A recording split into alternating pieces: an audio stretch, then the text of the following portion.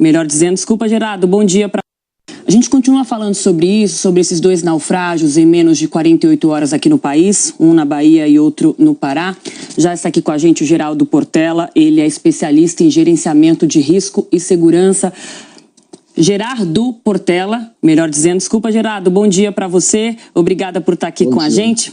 Vamos lá, é muita informação. Vamos começar pelo Pará, onde a gente tem mais informações sobre as condições da embarcação, autorizações, autuações que já haviam sido feitas, né? Sabemos que, como a Priscila acabou de falar aqui pra gente, o próprio proprietário da embarcação disse que não havia controle de embarque de passageiros em Santarém. Essa mesma embarcação não tinha autorização para fazer esse trajeto e já tinha sido até autuada por conta disso. Quer dizer, começamos então falando de fiscalização, Gerardo. Começa por aí o problema?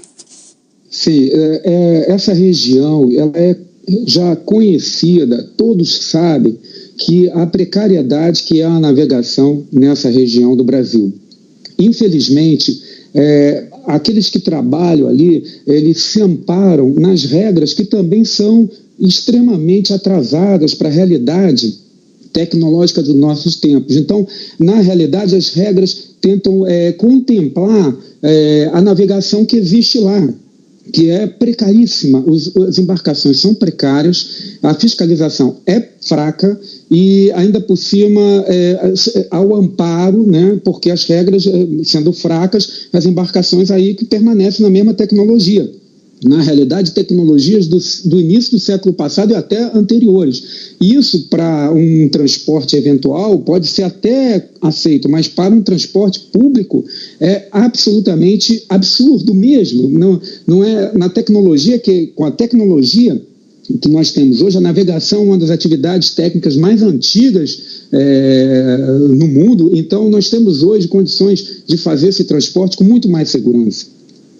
O Gerardo, lá em Salvador foi dito que o tempo não estava bom na hora, tinha muito vento, mau tempo. Eu queria que você falasse, como especialista, você que já navegou ali naquelas águas também, já conhece bem a região, quanto o mau tempo influencia de fato ou é o tipo de barco errado para aquele mar? Quer dizer, o quanto o mau tempo influencia e o quanto a escolha da embarcação também prejudica no transporte de passageiros em determinadas regiões?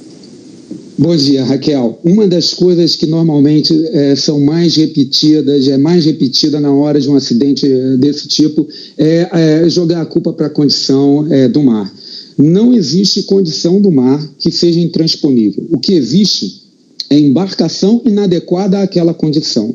Então, se a embarcação tem seus limites e o capitão e as autoridades permitem que ela faça o transporte, o erro está na decisão do capitão e nas autoridades que permitiram, porque hoje existe tecnologia suficiente para navegar em qualquer lugar do planeta, em qualquer condição de mar. Obviamente, não são todas as embarcações que podem fazer isso. Quanto à região, eu a conheço muito bem.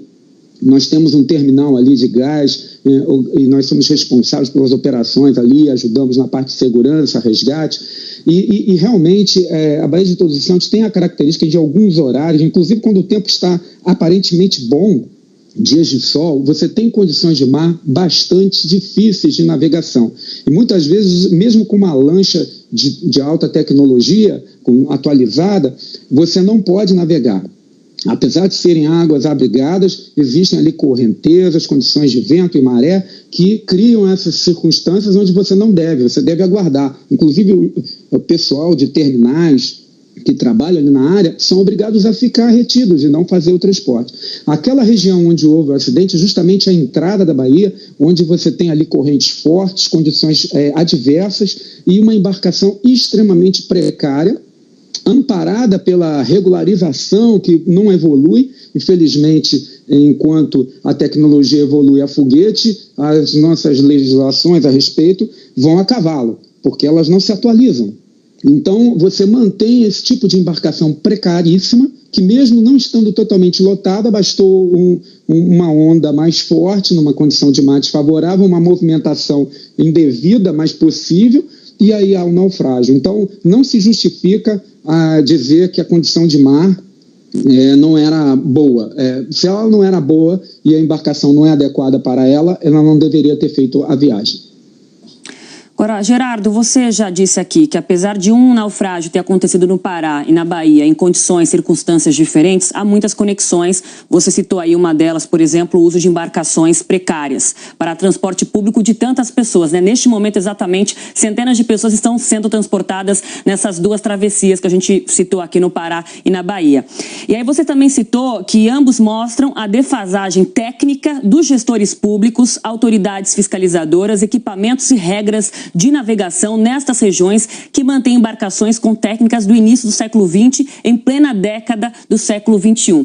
Diante disso, eu te pergunto, quem deve ser responsabilizado? Ou melhor, que autoridade, que órgãos públicos devem ser cobrados diante dessas duas tragédias que a gente viu esta semana aqui no Brasil, até para que a gente não noticie nada parecido nos próximos anos? É preciso ter coragem para enfrentar um problema grave, porque as condições econômicas e a precariedade nessas regiões é que faz com que as pessoas optem por esse tipo de navegação com realmente equipamentos ultrapassados. As regras de construção naval, elas estipulam que, por exemplo, uma embarcação deve adernar até 25 graus no máximo, em total segurança, em qualquer trajeto, mesmo com a movimentação de pessoas, como tem sido alegado aí, ela deveria ter suportado a onda e retornado. O que fazer num cenário como esse?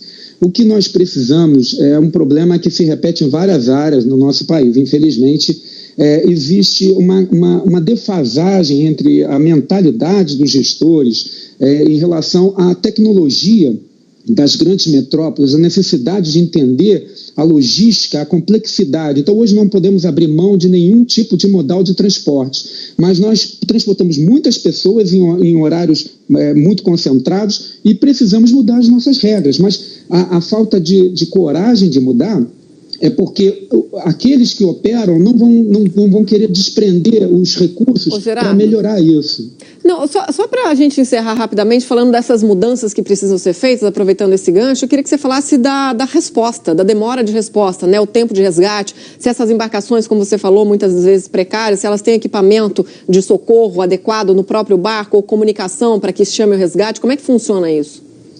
É verdade, Raquel. É inaceitável que um naufrágio costeiro, próximo à costa, né, demore 2 horas para resgatar.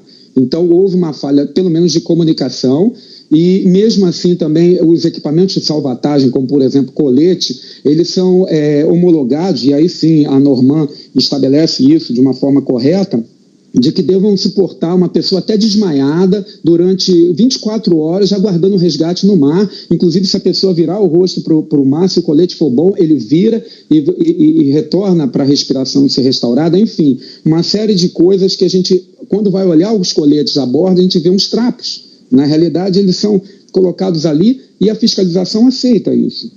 Então, um questionamento que precisa ser feito é melhorar a fiscalização naquilo que a legislação, que as regras são boas, e avançar tecnologicamente nas regras um pouco mais para que a gente não aceite e possa alegar que um barco que naufrague dessa forma seja regularizado. Ele não tem condições de fazer essa travessia naquela condição de mar. Então, esse é o caminho, assumir que evoluímos. E essa é a minha orientação técnica a respeito.